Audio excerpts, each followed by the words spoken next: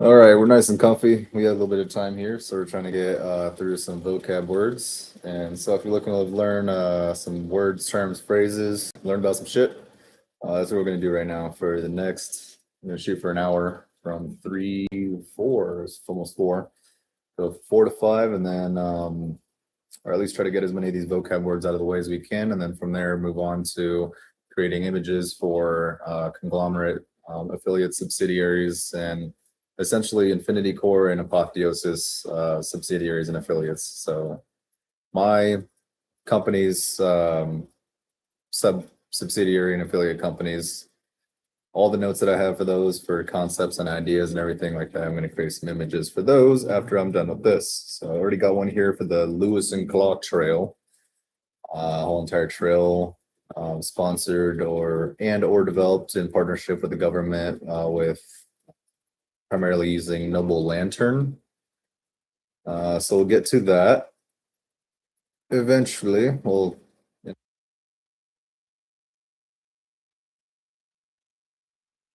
go. Let's go ahead and crack them open.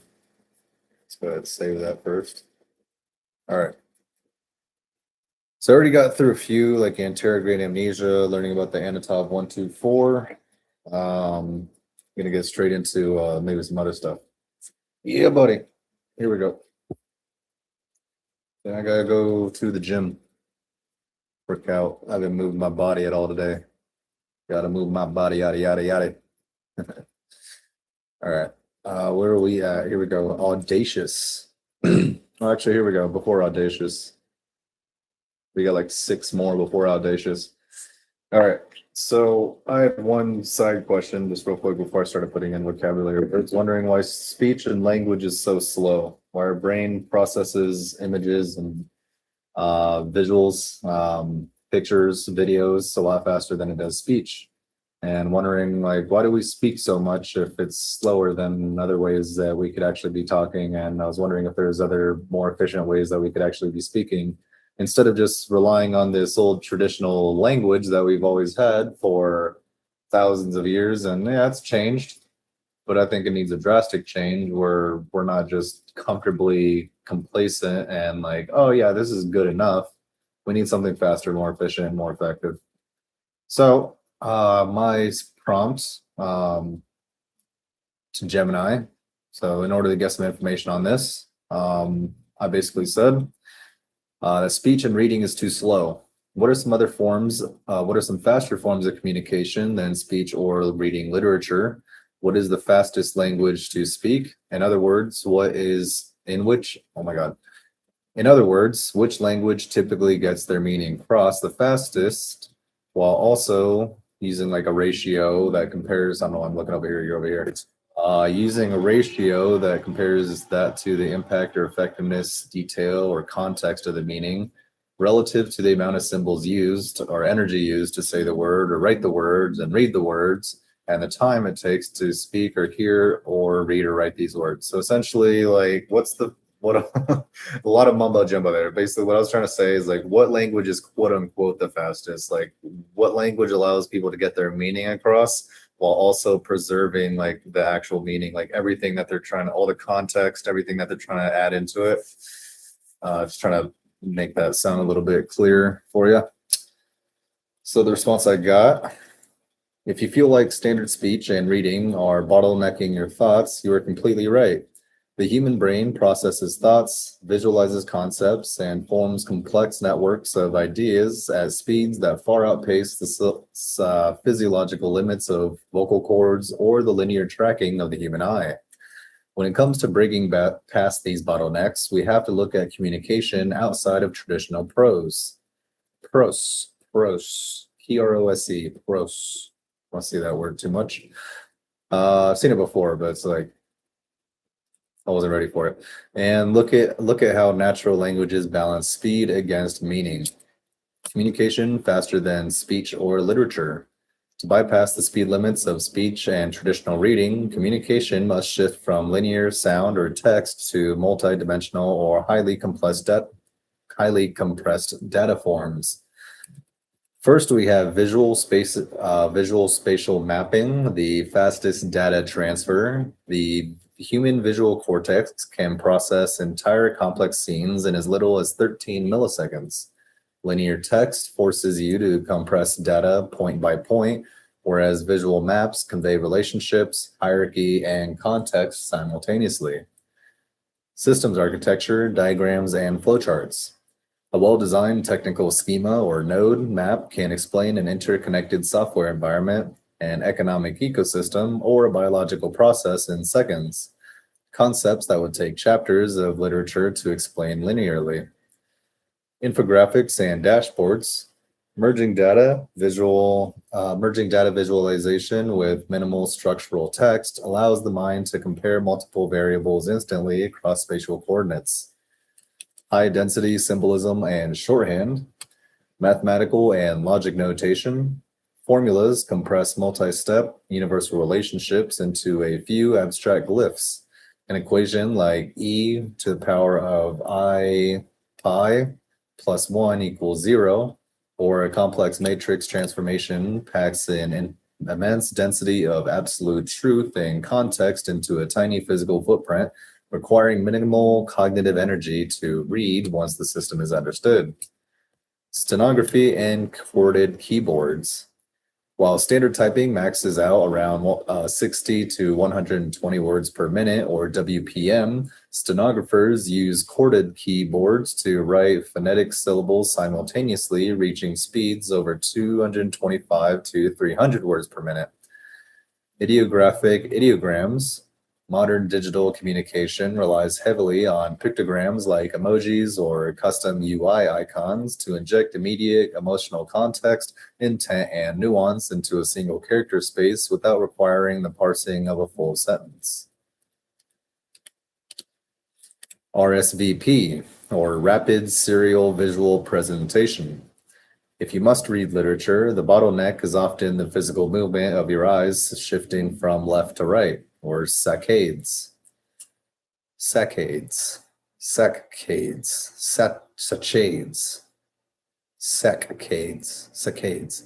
RSVP technology flashes onto a single fixed point on a screen, one word at a time.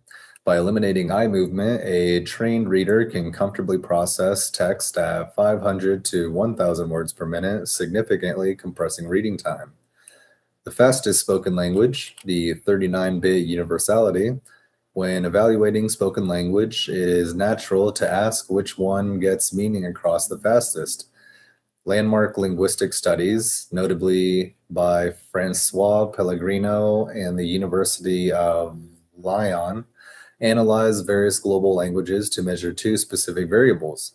One, syllable speed, how many syllables a native speaker physically utters per second, and information density, how many actual bits of information using Claude Shannon's information theory are packed into each syllable. The findings revealed a fascinating self-regulating structural trade-off. The speed versus density trade-off.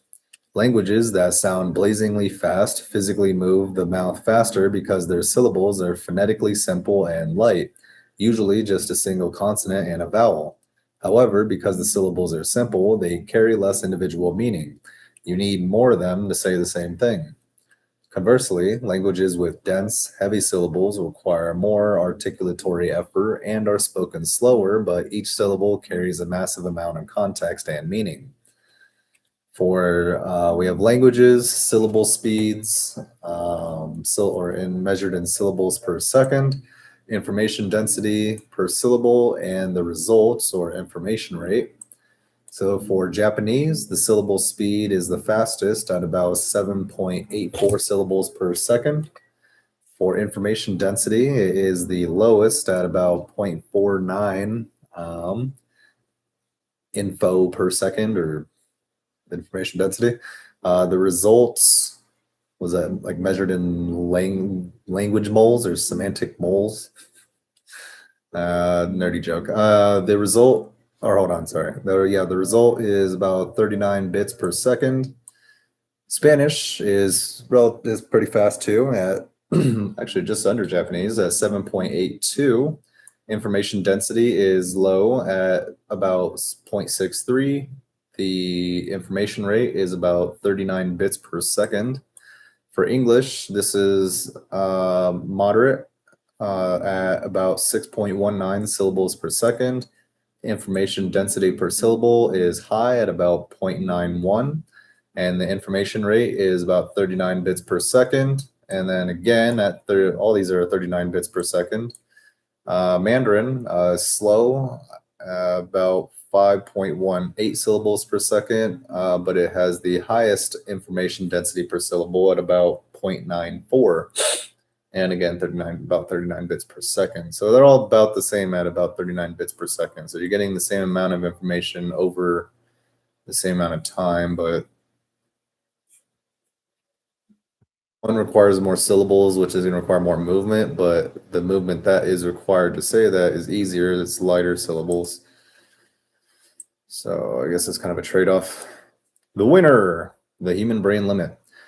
If you define fastest by the physical output of syllables, Japanese and Spanish win. If you define it by who uses the least amount of vocal energy or fewer syllables to convey a deep concept, Mandarin and English win. But if you look at the final ratio, actual meaning delivered per unit of time, there is no single winner. Every natural language on Earth converges at a universal speed limit of roughly 39 bits of information per second.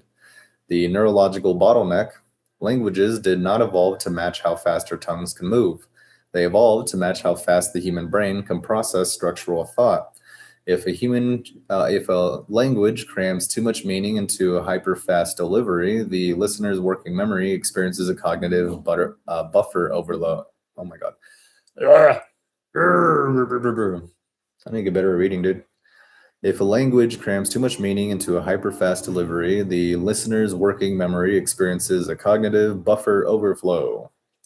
The outlier: constructed languages, or conlangs. If we step outside natural evolution, engineered languages like Ithquil, Ithquil, Ithquil,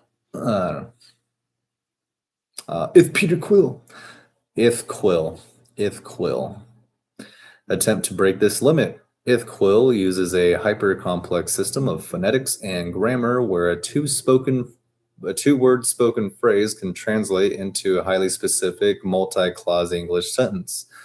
For example, describing a specific arrangement of a mountain range and the speaker's exact psychological perspective on it.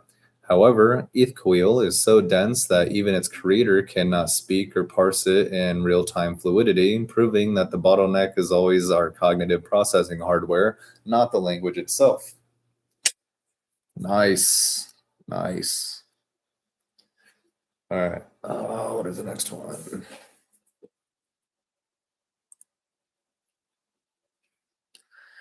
All right, defining arbitrary. An arbitrary decision, choice, or rule is based on random choice or personal whim rather than any reasoned objective system or logical necessity. In everyday language, it usually means something is just a roll of the dice or because I said so, but because the concept shifts slightly depending on where you look, but the concept shifts slightly depending on where you look. In mathematics, if a problem states choose an arbitrary integer n, it means the logic must hold true no matter which specific integer you pick. It represents any random choice that fits the criteria. Choose anything, I don't care. In law and government, an arbitrary and capricious ruling is made without consideration of the facts, law, or stable principles, often making it legally invalid. In linguistics, the relationship between a word and its meaning is almost always arbitrary. There is no inherent physical reason why a furry, barking animal is called a dog instead of a glip. We just all collectively agreed on it. It's like, yeah, we just kind of agree on it. It's like, it's a dog. I want to call it a glip. It's a Googleheim-meister. Dog. Dog. All right. Puppy. All right, puppy. We can do puppy sometimes. We'll do puppy sometimes. Bitch. No. All right, can't use that one. Only in comedy and rap songs.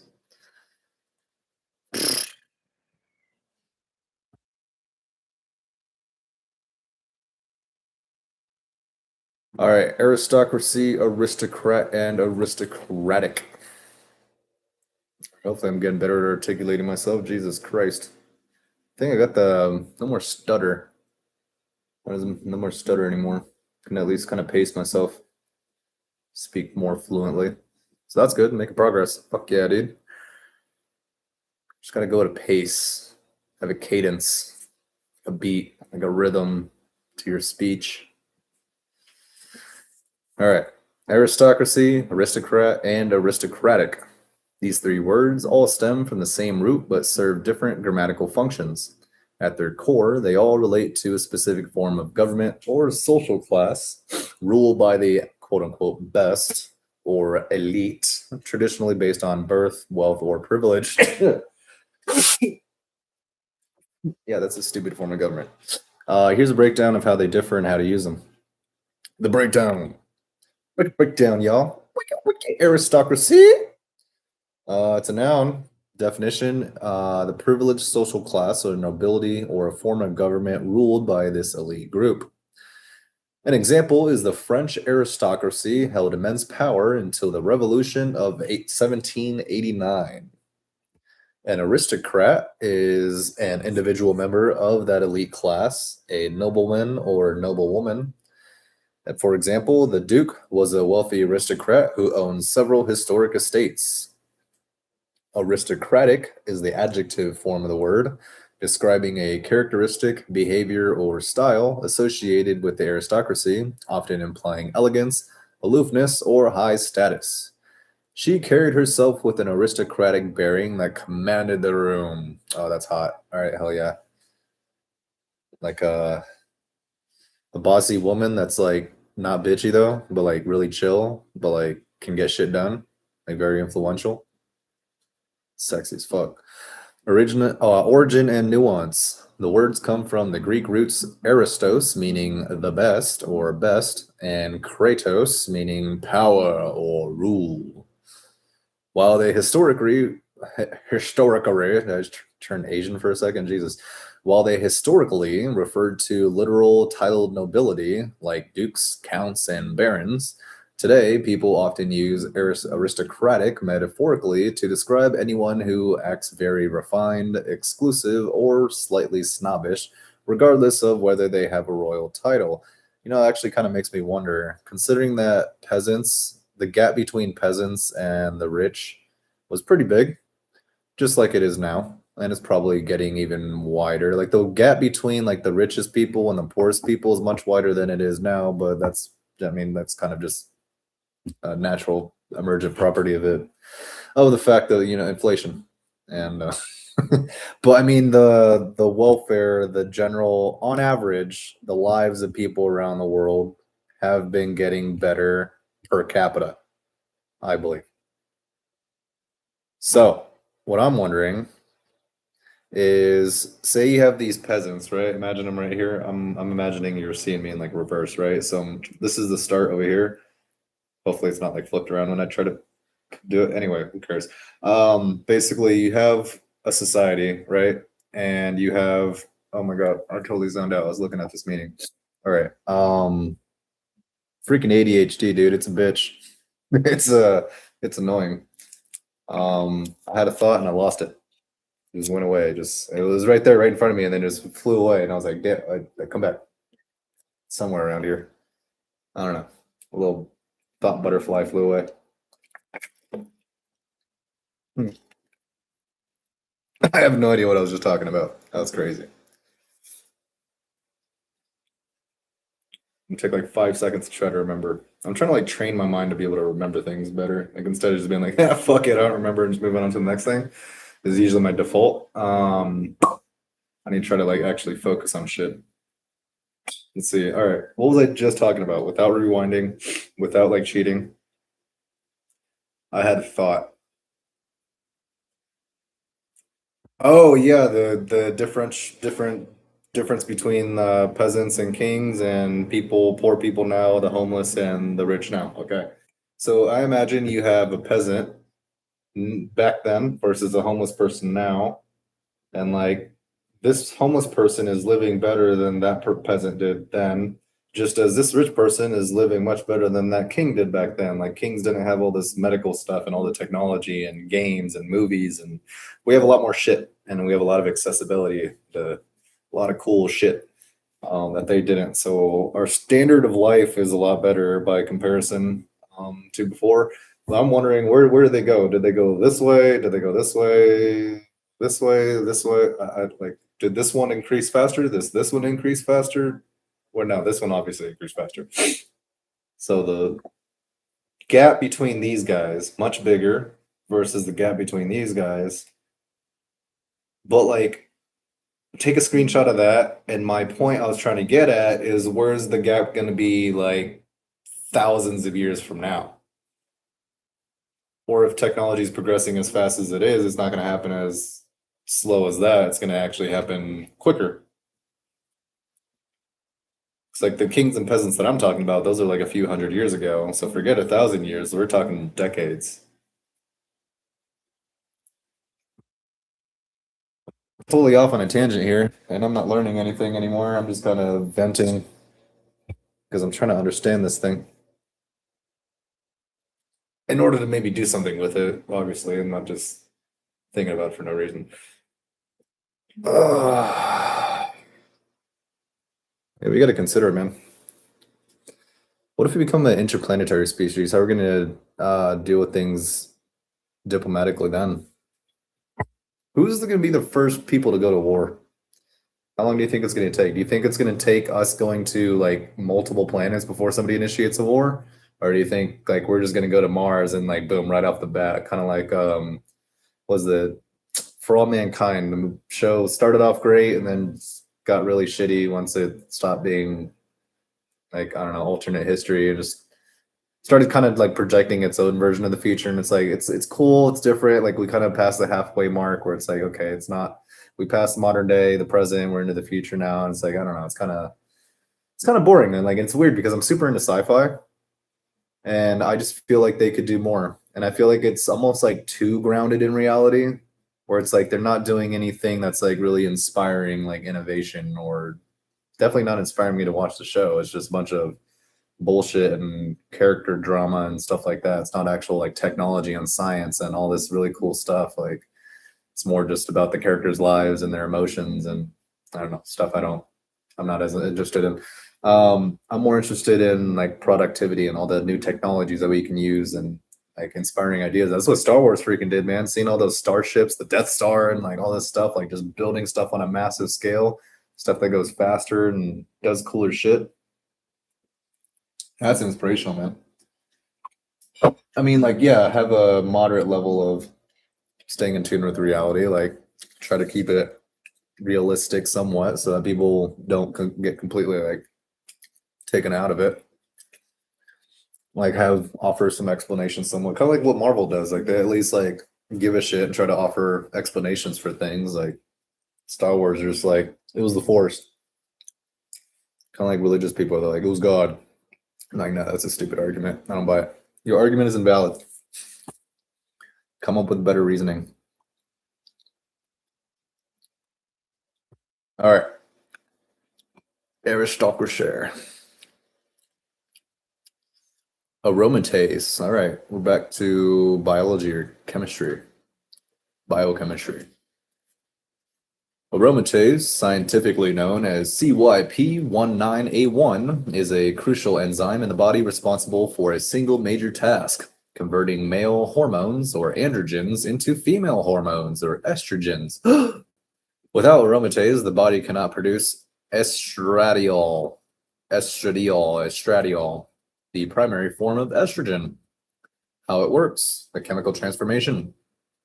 Aromatase belongs to the cytochrome P450 superfamily of enzymes. It primarily targets two specific male hormones and converts them into their corresponding female counterparts through a process called aromatization, which modifies the chemical ring structure of the molecule to make it aromatic. Quite. Aromatase conversion pathway. As shown in the pathway above, we have a little figure here, so I was kind of looking at. The enzyme performs two key conversions in the cellular fluid, or cytosol. Testosterone is converted into estradiol or E2, the most potent estrogen.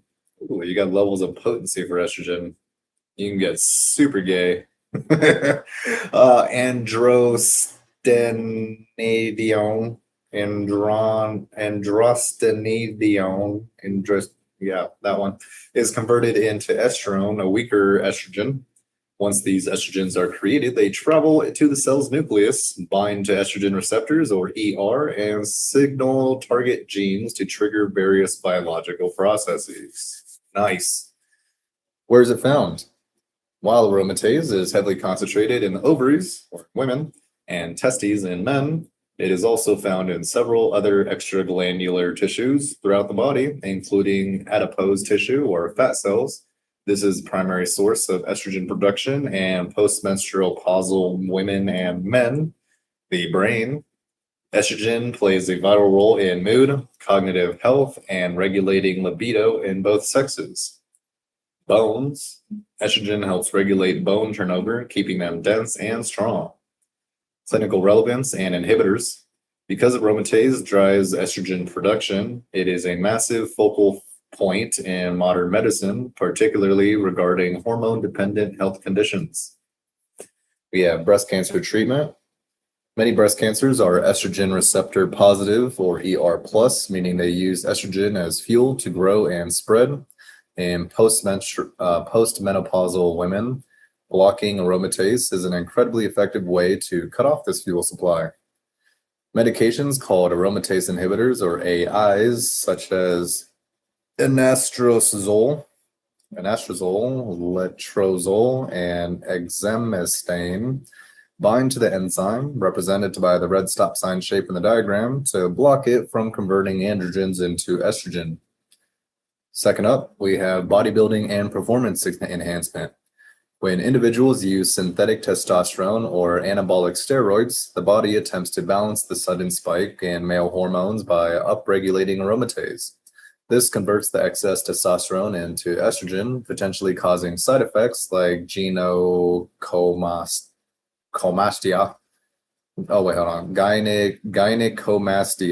Gynecomastia, development of breast tissue in men, tiggle bitties, little moobs, man boobs. You got the moobies.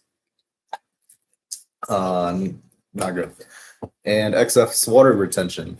Users frequently use AIs to counteract this mechanism. Third, we have metabolic and bone health. And underproduction or a complete lack of aromatase, a rare genetic condition called aromatase deficiency, leads to individuals failing to produce estrogen. In both men and women, this results in continuous bone growth, or tall stature but brittle bones, insulin resistance, and issues with fertility. Oh, forgot I'm not doing the voice recording right now. Different version. We're just chugging along. This is easier. I don't have to press record, edit, anything. Let's keep her going. I can edit later if it need to. If it gets more views or something like that, I'm like I can actually bother to edit stuff and make it better. Like in the meantime, I don't care. Doing it for like 1 or 2 views. I'm actually more doing it for myself, just to kind of get it done. It's like an accountability thing. It's weird. It's almost like tricking the mind into thinking like, oh yeah, people are watching. Like you got to be able to be on point, do work, don't slack off. Like the world is watching. I don't know. I'm just basically trying to find a way to trick my mind into being more productive. it's like sometimes I get high and I don't do shit. And I gotta less rare than before. It was much more often. Used to wake up, get drunk, black out, pass out, then repeat. Used to live about 4 or 5 years exactly like that, and kind of took a long time to. And random periods intermittently since then. Until up to like what, last 6 months? I think last 6 months.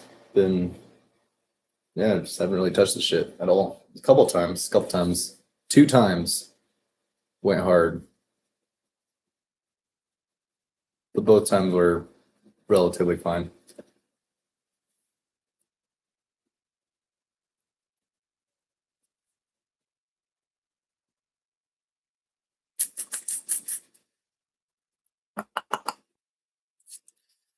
God, dude, we're doing so fucking good now. It's actually kind of cool. So nice. Like reaching a point where you look back on it, it's like, damn, used to like be an issue, but I don't even think about it anymore. Just gone. It's a figment of the past, or it's negligible. Yeah, it's not worth thinking about. All right, next term we got on our list is asthma. This is for informational purposes only. Ooh, we got a little disclaimer. This is for informational purposes only. For medical advice or diagnosis, consult a professional. Following content is for adult audiences only. Blah, blah, blah, blah, blah, blah, blah. Asthma is a chronic long-term condition affecting the airways in your lungs. When someone has asthma, their airways are naturally sensitive and can become easily irritated, making it difficult for air to move in and out. To understand what happens during an asthma flare-up, it helps to look at the three main changes that narrow the airways. Bronchospasm, or tightening. The tiny muscles wrapped around the airways squeeze tight, constricting the breathing tubes from the outside. Inflammation, or swelling, is the inner lining of the airways. That is when the inner lining of the airways becomes red. There we go. Irritated and it becomes red, irritated and swollen, narrowing the space for air to pass through. There we go. God damn, I can't talk. Mucus production. The body produces extra thick mucus inside the airways, which can clog the remaining open space. Common symptoms. People experience asthma differently, but the classic signs include shortness of breath or feeling like you cannot catch your breath, wheezing or a whistling or squeaking sound when breathing out, a persistent cough, which is often worse at night or early in the morning, or chest tightness or pressure. Triggers. An asthma attack or flare-up usually happens when the sensitive airways retract to a specific trigger. Common triggers include allergens, irritants, physical triggers, or weather. For example, allergens could include pollen, dust mite, pet dander, or mold. Irritants could include cigarette smoke, strong chemical fumes, air pollution, or perfumes. Physical triggers could be exercise, especially in cold, dry air, respiratory infections like the common cold, and finally, weather triggers, which could be sudden temperature changes, high humidity, or extreme cold. Management and treatment. While there is no cure for asthma, it can usually be managed effectively so it does not interfere with daily life. Treatment typically involves two different types of medications. Quick relief inhalers for rescue. These medications, like albuterol, act fast to relax the tight muscles around the airways during a flare-up. They are used for immediate relief when symptoms strike. Long-term control medications for maintenance. These are taken daily. These medications, often inhaled corticosteroids, reduce underlying inflammation and swelling to prevent flare-ups from happening in the first place. If you or someone else is experiencing severe shortness of breath, difficulty speaking in full sentences, or lips turning blue, seek emergency medical care immediately. La la la la la. Great. Noted. All right, atheism. At its core, atheism is simply the absence of belief in the existence of deities. It is often contrasted with theism, the belief in at least one God, and agnosticism, the view that the existence of God, the divine, or the supernatural is unknown or unknowable. The term comes from the ancient Greek atheos, where a means without and theos means God. Because it is a statement without a single position, the existence of a deity, theism or atheism itself is not a philosophy, a religion, or a cohesive belief system. It does not come with inherent rules, holy books, or institutional hierarchies.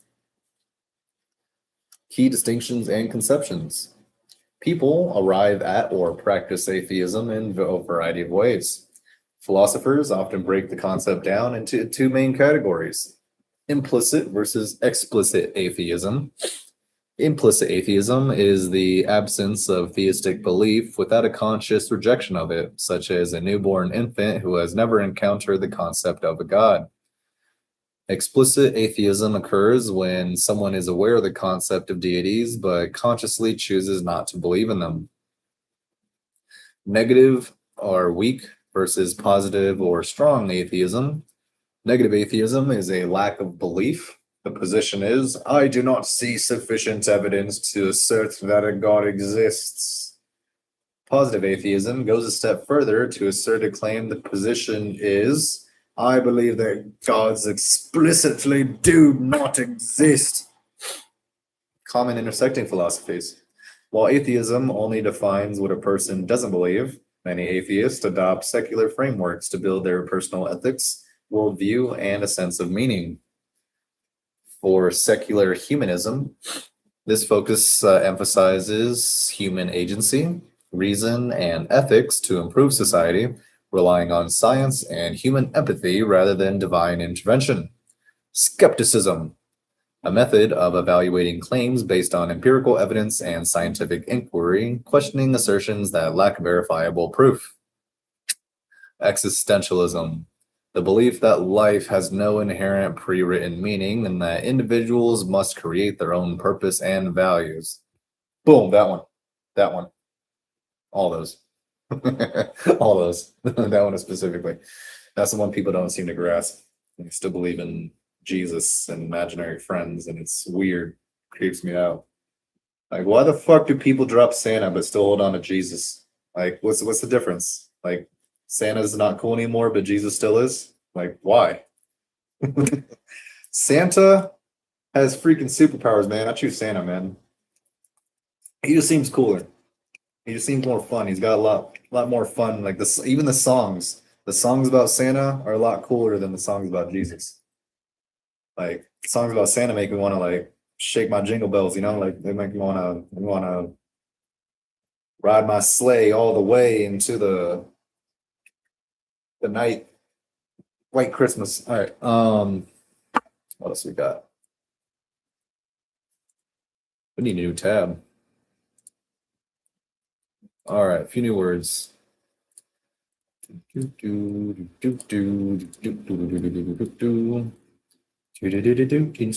Gadget. Do 8 more. Damn, dude. This is like barely 30 to 40 minutes. Audacious. What does it mean to be audacious? Bold, courageous, ballsy, cocky. Autism.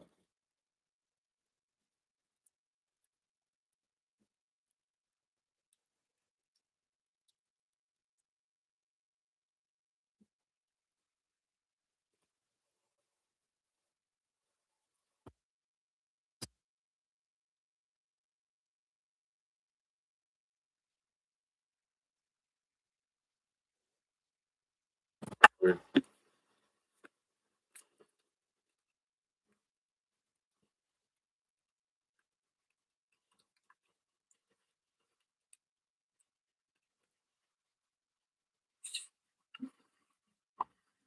Alright. Autism, there we go. And axon or axonal.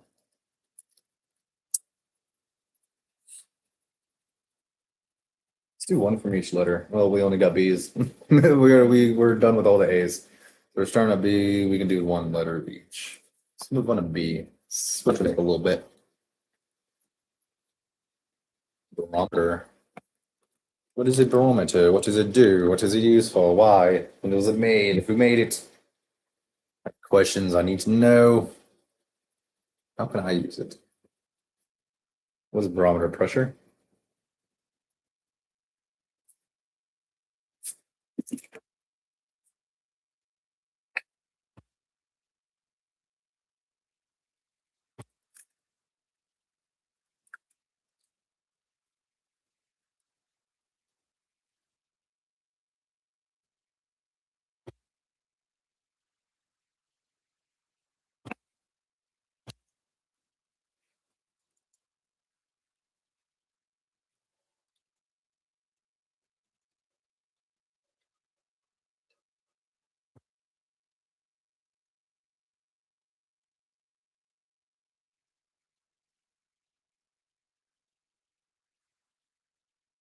Skipped over C. Who the fuck is Karl Marx? I keep on hearing him come up and shit. People keep on making references to him. I never actually like researched him directly. Some communist fucker who believed in weird, incomplete theories. He's probably right about some stuff, wrong about things overall. Karl Marx. Boop. One more. E.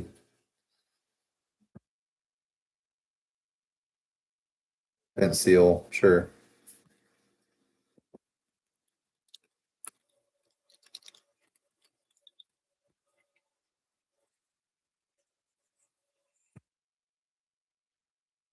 Here's the spice of life, right? As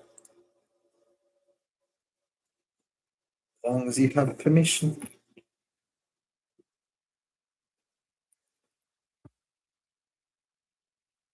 All right. Audacious. Now that is a stellar word. It's got teeth.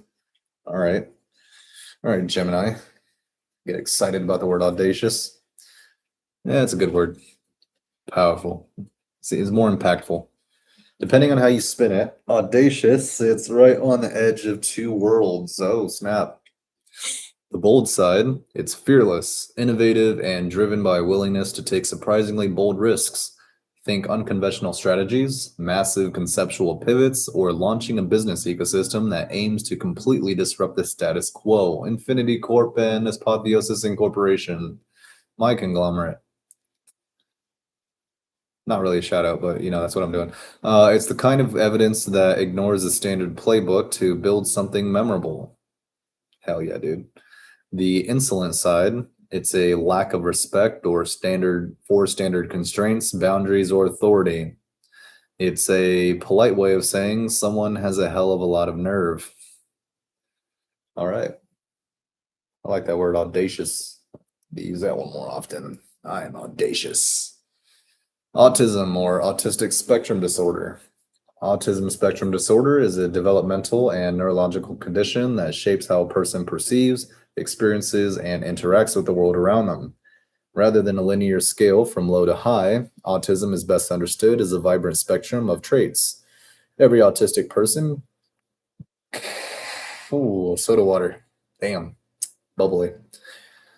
Neurological condition, developmental and neurological condition that shapes how a person perceives, experiences, and interacts with the world around them. Rather than a linear scale of low to high, autism is best understood as a vibrant spectrum of traits. Every autistic person possesses a unique combination of strengths, challenges, and processing styles. Core characteristic dimensions. Whoa. Hold on, I'm just going to read this real quick. There's an image. There's a picture. I like pictures. I like when there's pictures. It makes it easier.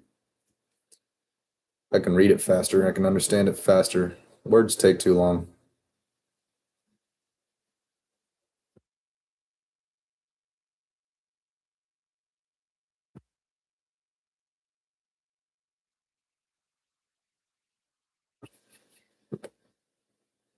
It's kind of like OCD and the repetitive behavior, impaired social interaction, yeah, delayed language and speech.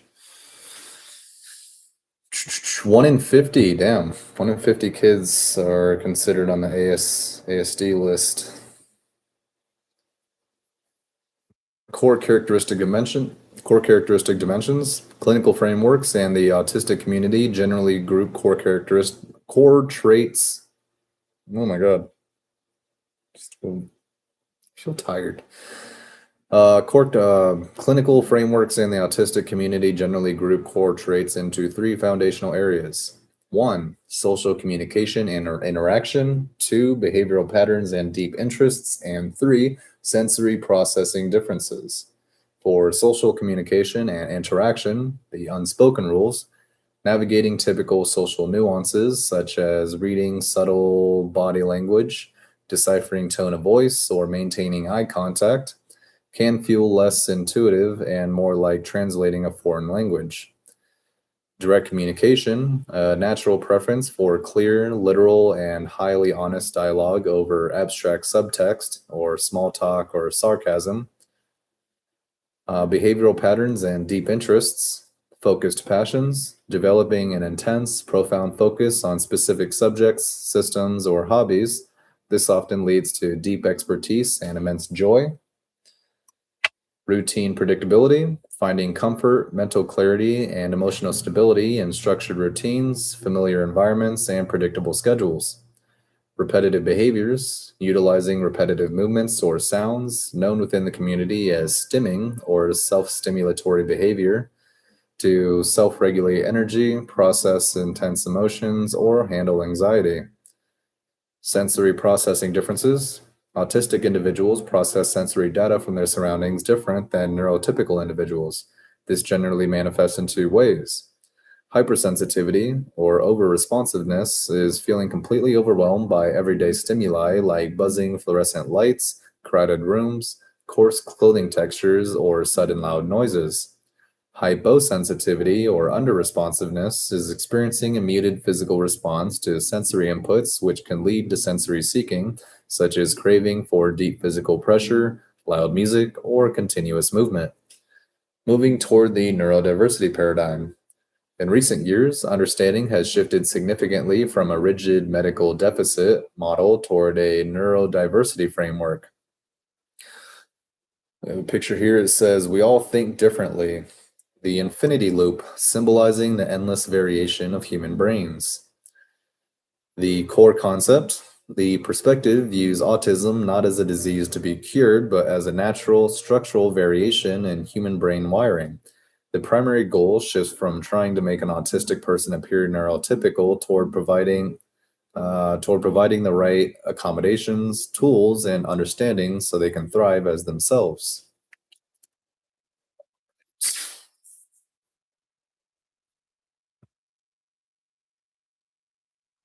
All right, axon or axonal. We're going to define axon and axonal. The axon is the long cable-like part of the nerve cell or neuron that sends electrical signals away from the cell body to other neurons, muscles, or glands. Think of it as the primary transmission wire of the nervous system. Axonal is simply the adjective form, meaning related to an axon. For example, axonal transport or axonal damage. This is damage or transport relating to the axon. The neuron anatomy, we have the nucleus surrounded by the cell body or the soma, and then coming out from those are the dendrites, and the axon is emerging from the cell body as well, where an axon has myelin sheath that surrounds it to help the signals go through faster. There's a Schwann cell, a node of Ranvier between the myelin sheaths, the axon terminals, which are the other ends of it, and synapses, which are the very ends of it, where the what is it? The action potential or the things. Neurons? Is it the neurons? Synapses? No, the synapse is the gap. I think it's the neurons go through the synaptic gap to the other synapses. All right, key components and mechanics. The main cable, while dendrites receive signals, so dendrites receive signals like the veins. Dendrites receive signals. The single long axon carries the electrical impulse called an action potential over distances, sometimes up to 3 feet long in the human body. Nice. Insulation, the myelin sheath. To keep signals moving fast, many axons are wrapped in a fatty coating called myelin sheath, produced by Schwann cells.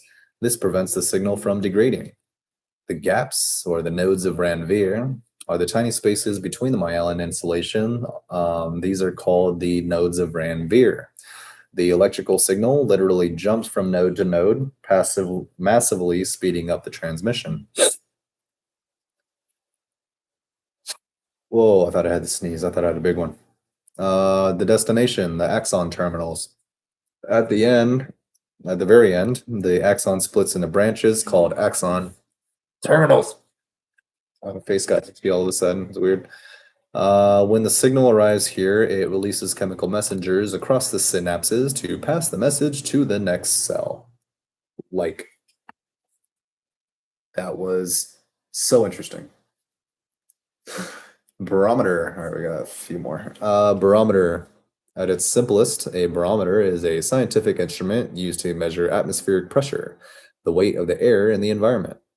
Because the changes in air pressure directly tie to changes in weather patterns, meteorologists and hobbyists use them as a primary tool to forecast short term weather patterns. How it works: the golden rule of weather. The key to reading a barometer isn't just at looking at the exact number, it's watching the trend, whether the pressure is rising, falling, or staying steady. A rising barometer, for high pressure, indicates clear, crisp, and calm weather is on the way. The heavy air sinking down prevents clouds and storms from forming. Falling barometer or low pressure signals that warmer, wetter, or stormy weather is approaching. As the air pressure drops, the air can lift easily into the atmosphere, creating clouds, rain, and thunderstorms. The three main types of barometers: we have a mercury barometer, the classic version, invented by Evangelista Torricelli in 1643. This traditional setup balances a vertical glass tube filled with mercury inside an open basin. The mechanism: when atmospheric pressure increases, it pushes down on the mercury in the basin, forcing the liquid higher up into the tube. The baseline: at sea level, standard atmospheric pressure pushes the mercury up to about 29.92 inches or 760 millimeters. This is exactly where the pressure unit inches of mercury, or INHG, comes from. Two, aneroid barometers, the mechanical standard. Because mercury is toxic and liquid designs are bulky, most analog barometers today are aneroid, meaning without liquid. The mechanism: it uses a small, flexible metal capsule that has the air pumped out of it, or a partial vacuum. When the outside air pressure changes, this little metal box squishes or expands. The display, a series of delicate internal springs and mechanical levers, translates that tiny movement into the movement of a needle on a circular dial. Cool. The three, digital barometers. The modern approach. These are embedded in modern smartphones, smartwatches, aviation altimeters, and digital home weather stations. The mechanism: they use electronic microsensors, often piezo resistive or capacitive. Air pressure applies physical stress to a tiny silicon chip, altering its electrical properties. The device measures this shift and instantly displays a precise digital readout. Barometers double as altimeters. Because atmospheric pressure drops predictably the higher you go, measuring the ambient air pressure can tell you your exact altitude above sea level. Cool, cool, cool. Oh, now got a couple different ones here. Ugh. We're gonna be looking at the difference between royalties: baron and baroness, and then a duke, and a duchess. All right. So we got the baron, the male, and baroness, the female. They represent the lowest rank in the traditional British peerage system and many European systems of nobility. Despite being the entry level title of peerage, it carries a deep history steeped in land ownership, military allegiance, and parliamentary governance. The peerage hierarchy. To see where a baron or a baroness sits on the aristocratic ladder, here is the traditional order of precedence from highest to lowest. We got the duke and the duchess, the highest rank below the monarch. We got the king and queen, obviously. We have the marquess, or the marquis, and the marchioness, the earl and the countess. Earl. We have the viscount and the viscountess. Nice, that sounds cool. And the baron and baroness. I don't know, that sounds baron, but I don't know. I'm thinking of a barren desert. I just feel like it has a less than desirable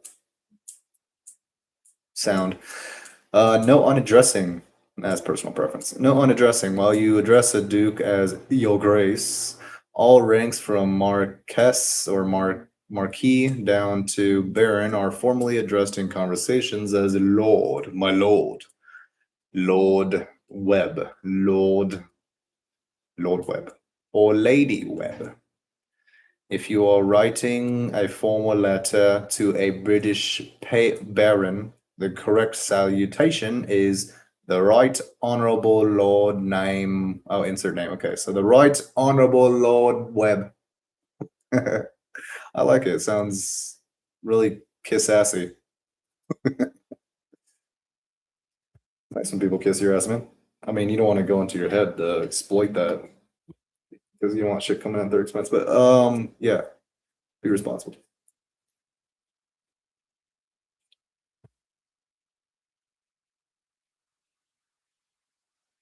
All right. Distinguishing features and regalia. Regalia. I want some regalia. I want regalia. I need to do more shit. Nobody's making me regalia. I gotta be more famous. All right.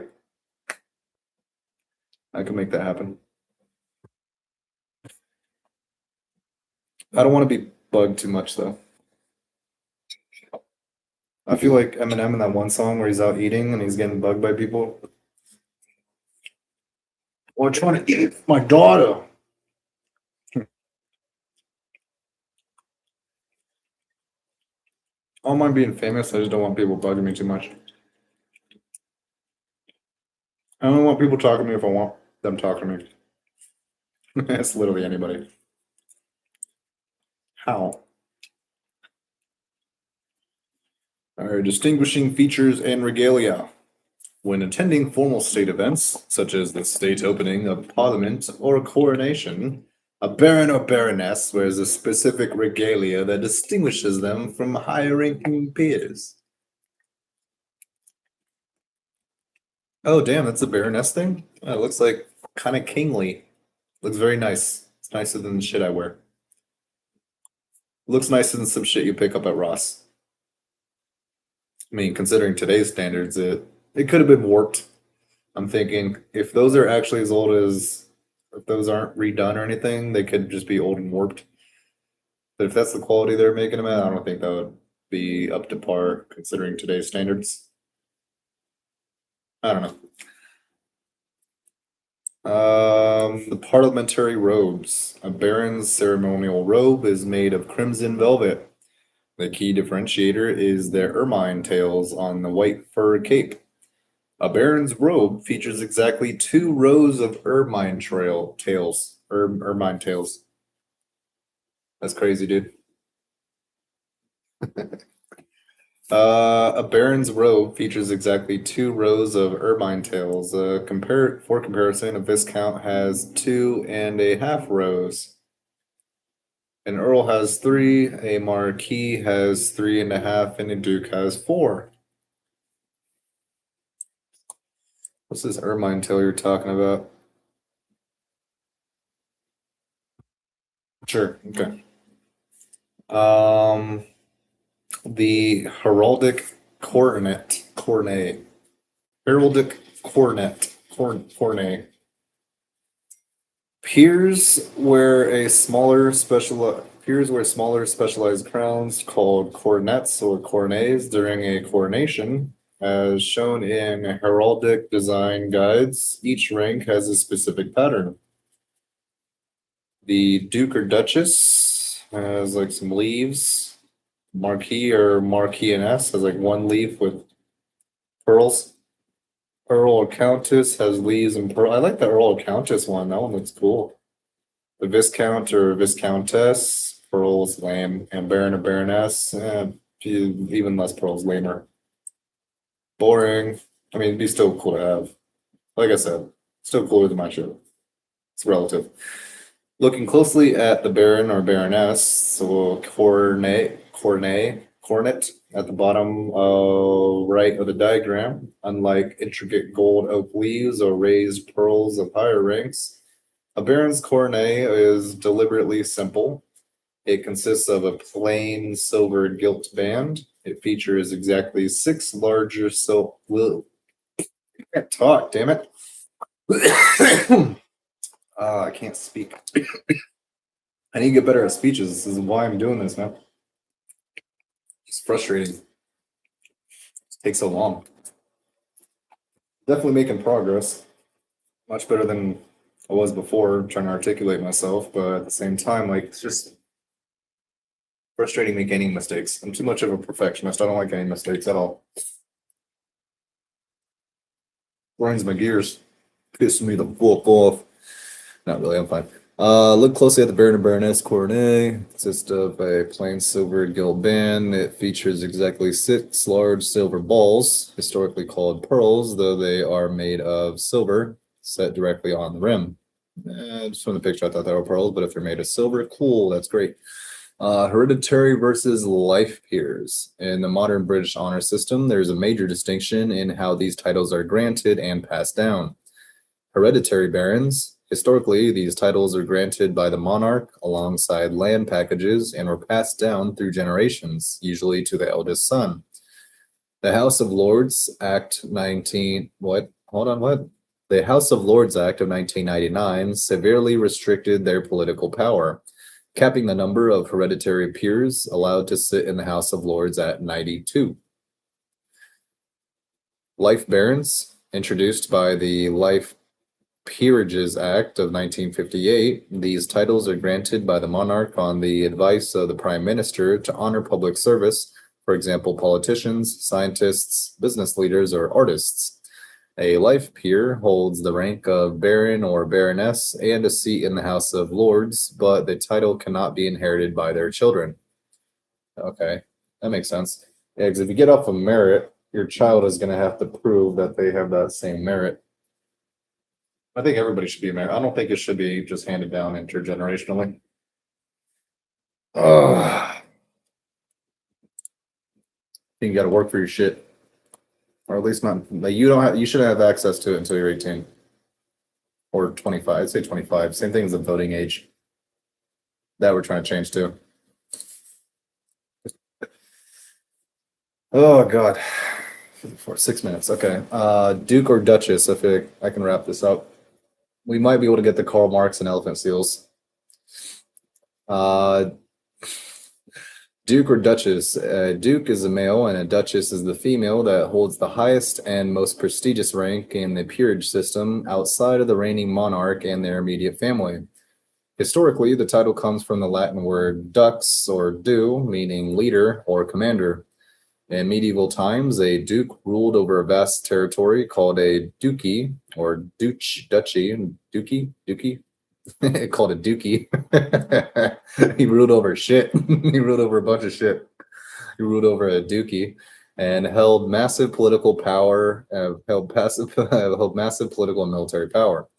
Today, it is largely a ceremonial and hereditary honor, as it should be. The hierarchy of nobles. To see where the Duke and Duchess sit in the grand scheme of traditional royalty and nobility, here's the ranking from highest to lowest.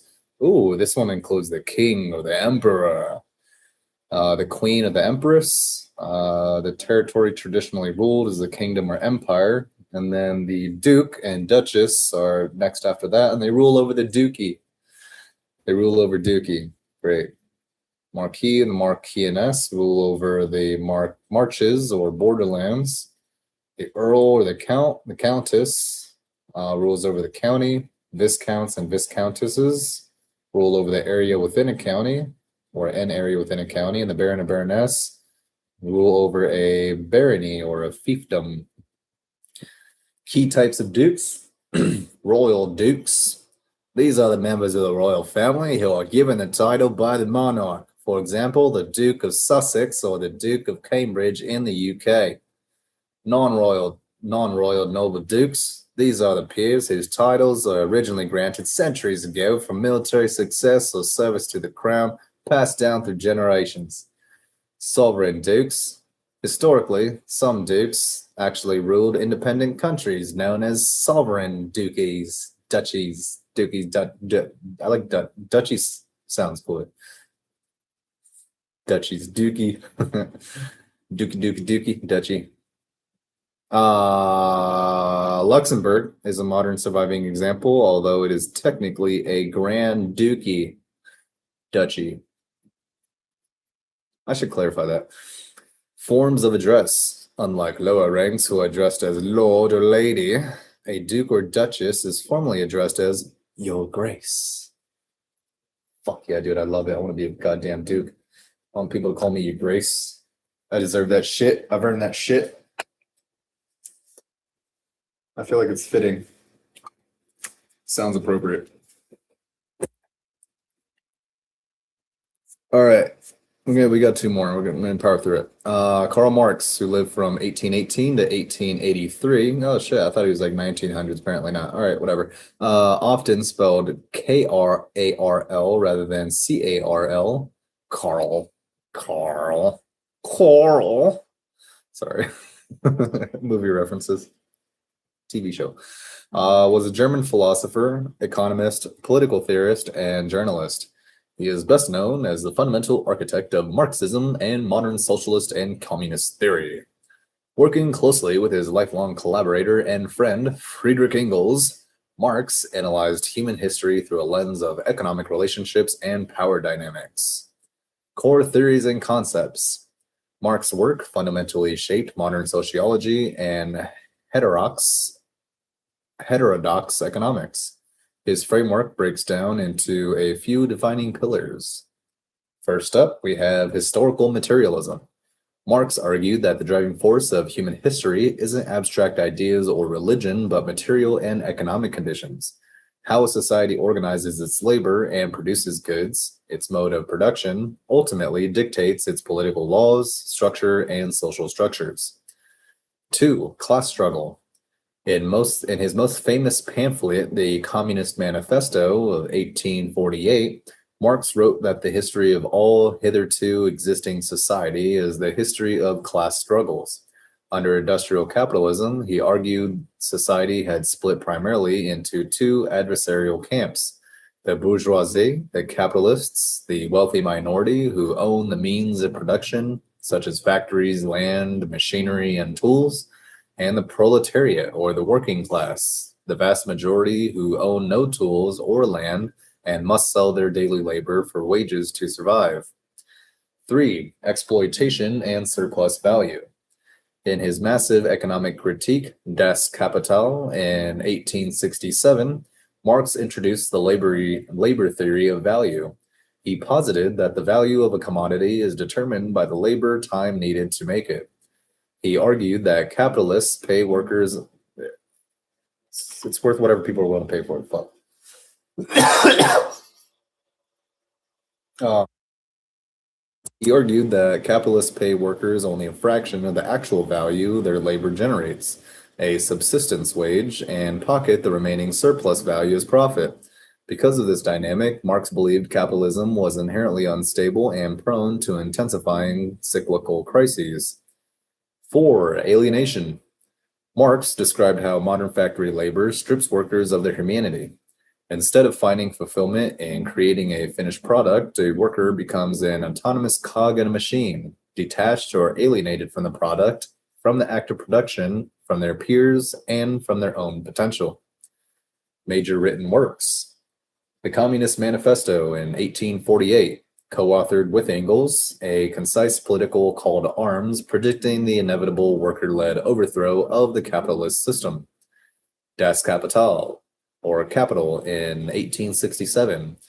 This work was a deep, meticulous, multi-volume critique of political economy, breaking down how capital operates, reproduces, and concentrates wealth into fewer hands. Marx spent the latter half of his entire life living in exile and relative poverty in London. Your theories didn't work out for you, did they? Supported heavily by financial contributions from Engels, where he researched in the British Museum reading room until his death in 1883. So you're funded by another twat who's happened to be rich and supported your ideologies.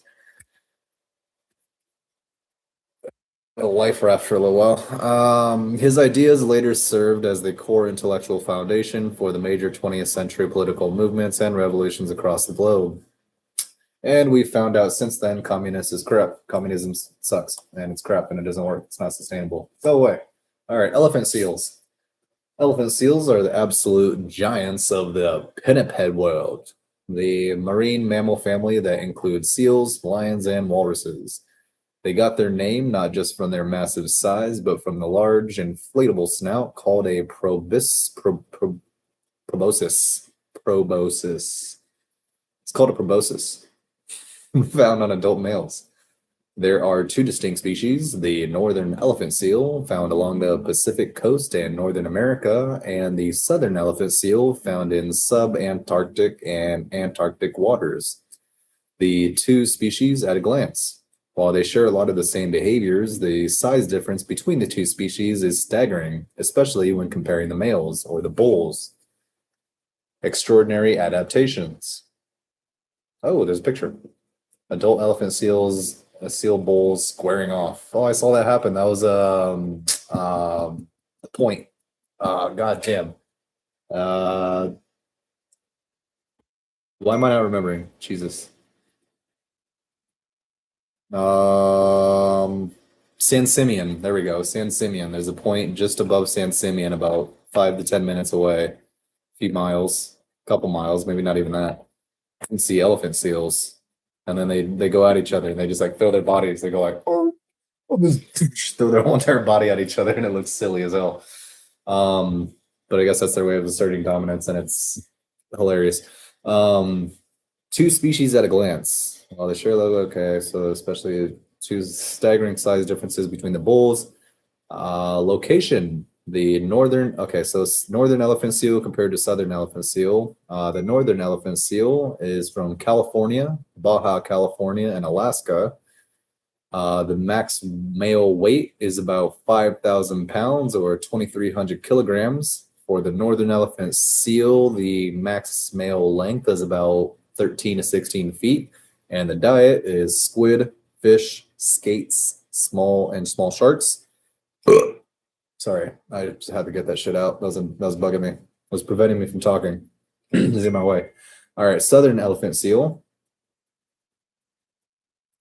Antarctic and subantarctic islands, that's where they're from.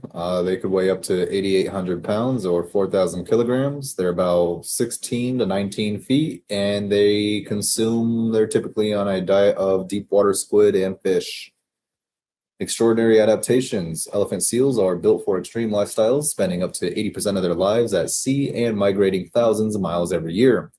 Master divers. They routinely dive to depths between 1,000 and 2,500 feet, but they can plunge past 5,000 feet in search of food. They can hold their breath for up to 2 hours by slowing their heart rate to just a few beats per minute and routing oxygen-rich blood strictly to their brain and heart. The proboscis, only males develop this fleshy trunk-like snout, which reaches full size around age 8. When it's breeding season, they inflate it with air to act as a megaphone, amplifying loud, guttural roars to intimidate rival males. Extreme fasting. When they come ashore to breed, fight for territory, and molt their fur, they don't eat or drink at all.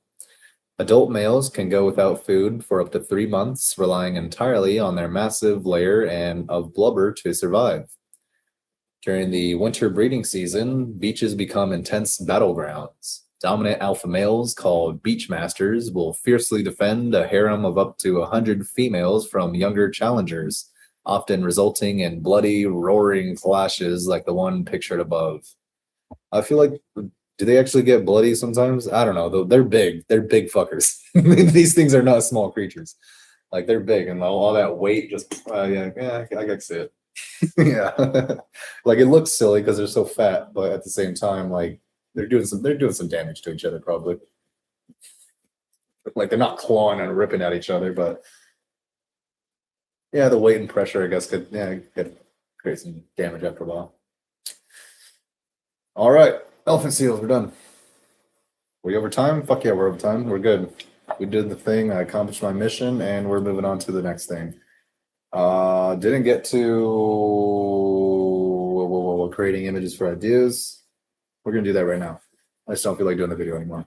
All right, we're gonna go create some images, work on our conglomerate, and go ahead and produce some ideas. Sweet, let's do it. I'm out of here. Later.